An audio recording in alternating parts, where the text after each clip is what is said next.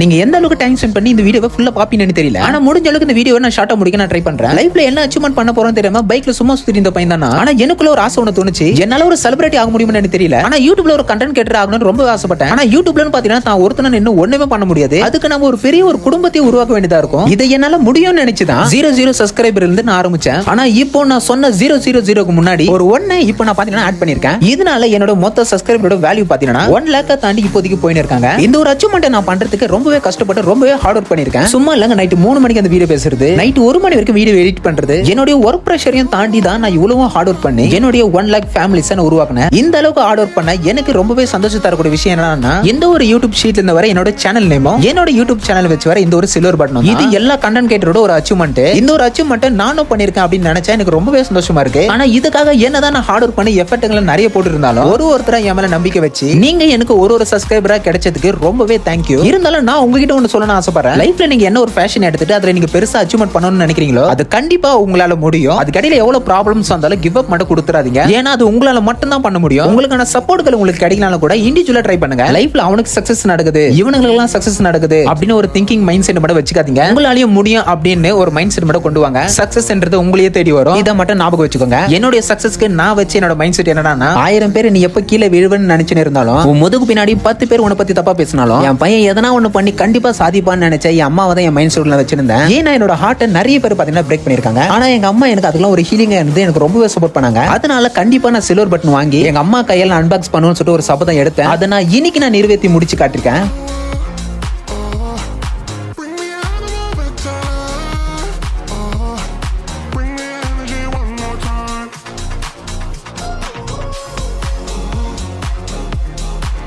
ID கொடுக்குறாங்க. இது யூடியூப்ல போயிருந்தேன். என்ன சக்சஸ் ஆயிடுச்சா? எத்தனை தெரியல பாரு. 10,000 பேர் ஒரு லட்சமா? அப்பாண்டி காமி வருதுனா என்ன சந்தோஷம் கிட்ட எப்படியா இருக்கு பாருங்க. ஒரு பாத்துமா என்ன காம் பாருங்க நம்ம. சே அதுல இல்ல சந்தோஷம். என் புள்ளைங்க எல்லாமே மேல வளர்ந்துச்சுன்னா சந்தோஷப்படுறாங்க. ஆனா கெட்டாலும் கேள்வி அடுத்தனாண்டா. இந்த வீடியோவை எத்தனை பேர் கடைசி வரைக்கும் பார்த்திருப்பீங்கன்னு தெரியல. ஆனா ஃபுல்லா பார்த்தீங்கன்னா நம்ம சேனல் ஒரு ஃபாலோ பண்ணிட்டு கீழே கமெண்ட்ல போயிட்டு ஒரு தம்ஸ் அப் போடுங்க.